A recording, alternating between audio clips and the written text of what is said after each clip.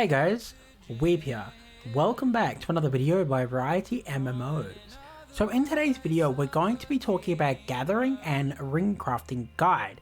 So today's guide will cover all of the basics for gathering and some tips to help you level up a little bit faster than people just generally doing it.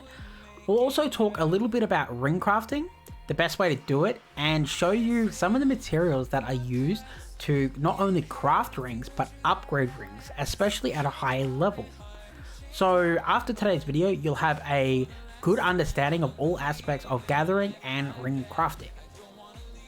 Okay, so to begin, we are on the character menu to show the 3 characters that I have on the same ship.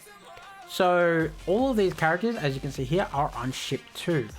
All of your characters share the same inventory except character storage. All of your other storage that doesn't say character storage is shared. So you are able to pick up items from one storage and transfer them over to your alts on the same ship relatively easily. And we're going to use this to take advantage of this and gather a lot faster. So everything that I talk about in this video can be done on 3 characters or more if you have more, even if they are at a lower level. So let's log in on the main. Okay, so I will admit though, doing 3 classes is kind of a bit of work, and you kind of got to be a bit dedicated if you want to worry about it, because your energy recharges every 6 hours, which I'll show you now. So if you go into content information,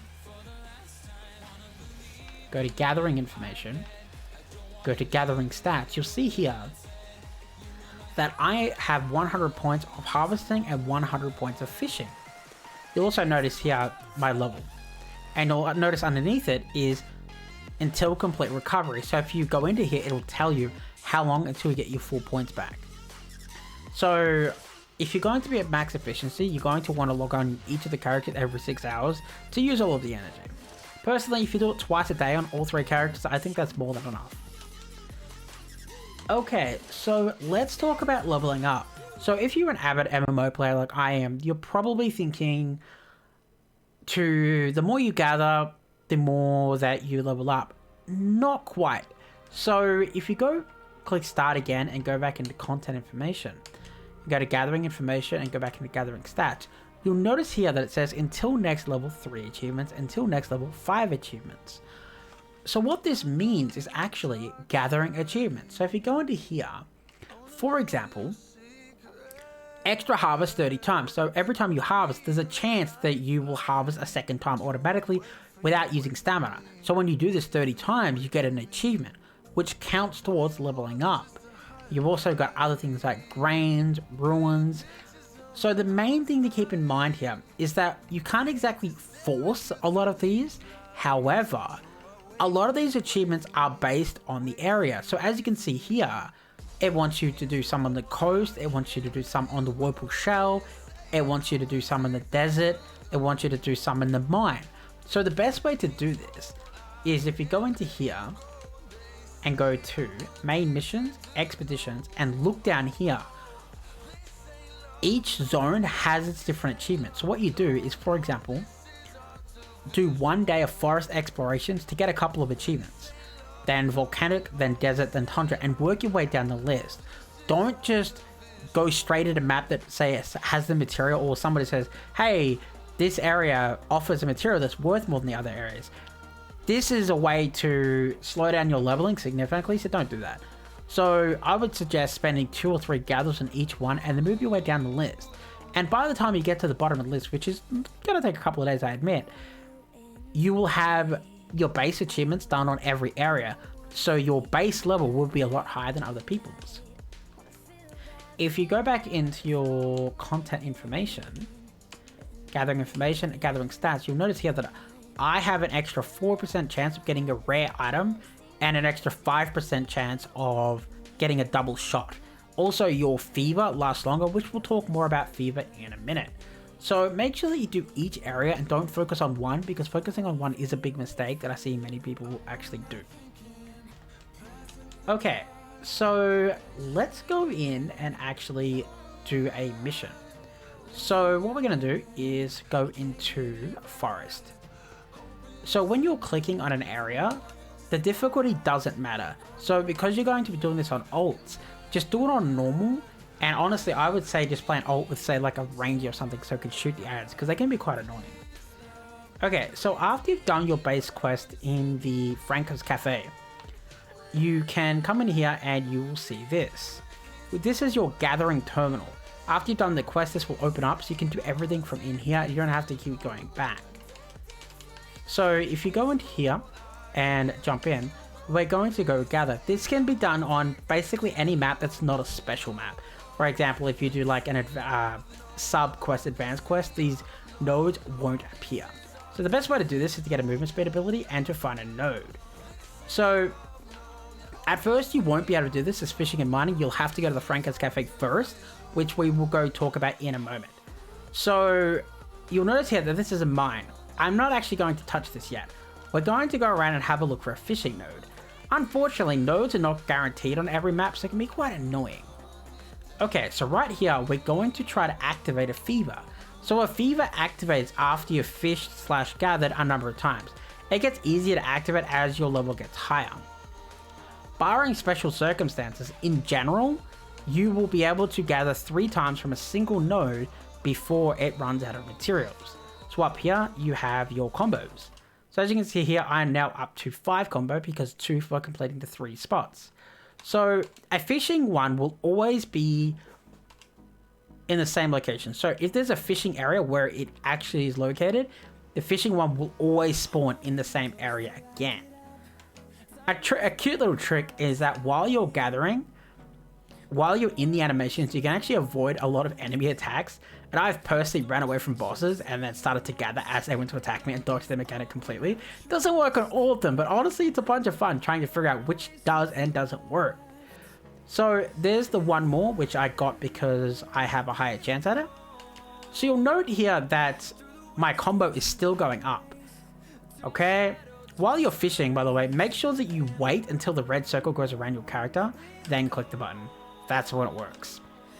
Okay, so we've got a little unfortunate with fever. Okay, so now we got the fever. We'll get the last fishing node, and then we're going to run away from it. Because these ads are being annoying. Because we now have fever, you have a higher item drop rate. And not only that, but a node is unlimited now. So your stamina still gets used. However, a node won't actually break. So you start with fishing, then going to gathering. Because the fishing is always in the same location. However, these mines can sometimes be really rare.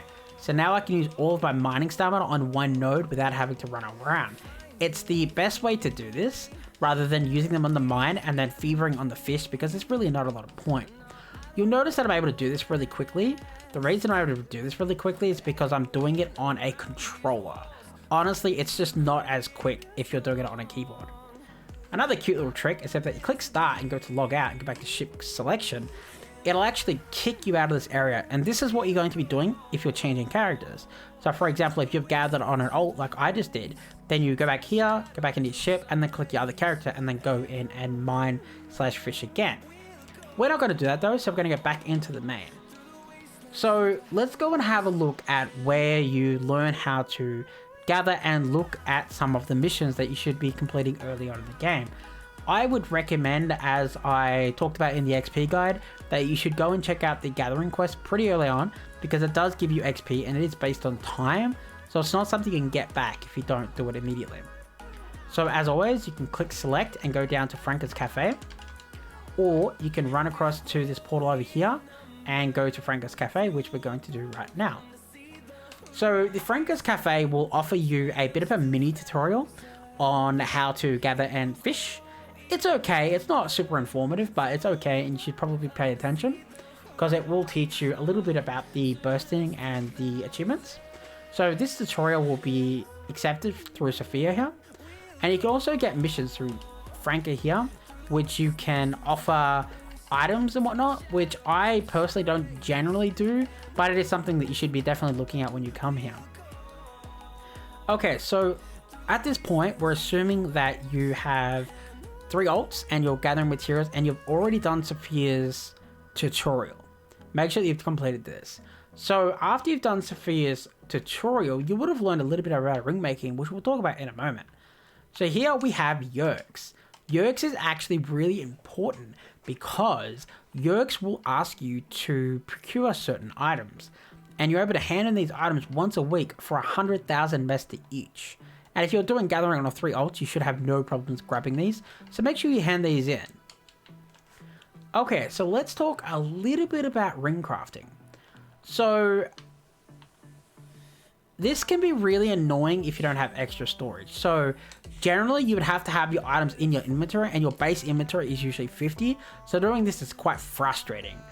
What I would personally recommend is getting yourself material storage, which costs SG, which you can get in game. However, what it does is it stores all of your items that are used in shops and other things. So when you go up to a shop and you craft a ring, for example, it'll withdraw this item straight from the material storage, so you don't have to have them in your inventory. And honestly, it's a godsend, and it's super, super valuable. So I would highly recommend having that. So I can go into here, and as you can see here, I am having white lit up ones. It means I have the materials, and the red ones mean that I don't. But I don't actually have any materials in my inventory because they're being counted from the material storage. So let's go see if there's any rings I can actually make. So the rings I have been making a lot recently, so I may be out of materials, but you can see there's left ring and right ring.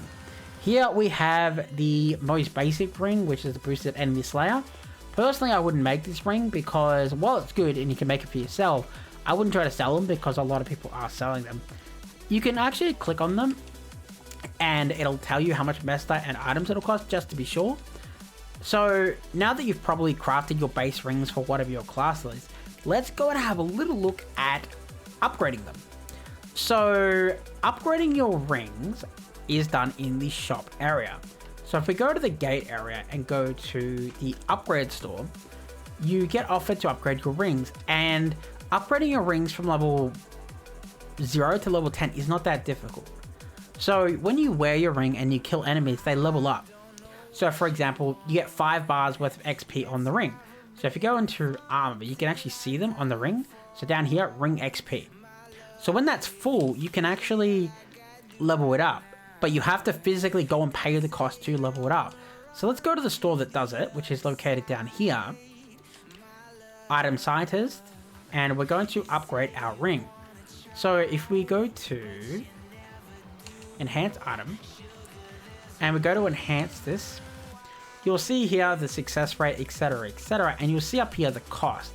So this ring here is a level 8, and it only costs Woeful Rock, Grinder, which is basic material, and a little bit of Mesta. So all of these are relatively easy to get, and you'll get them when you're gathering, so it really shouldn't be a problem.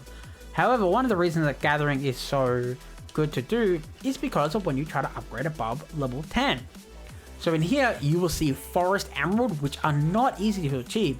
They're like rare materials that you gather from the forest, obviously. And they really are super rare, and I've only ever had a few of them. And you have to use one every time you upgrade your ring above level 10, so it's really painful. Not only that, but Lambia Grunner, which is also a total pain to get. So now that we've showed you the upgraded materials, the rare materials, let's show you a little bit how to get them. So I'm talking about it this order, so it makes a little bit more sense.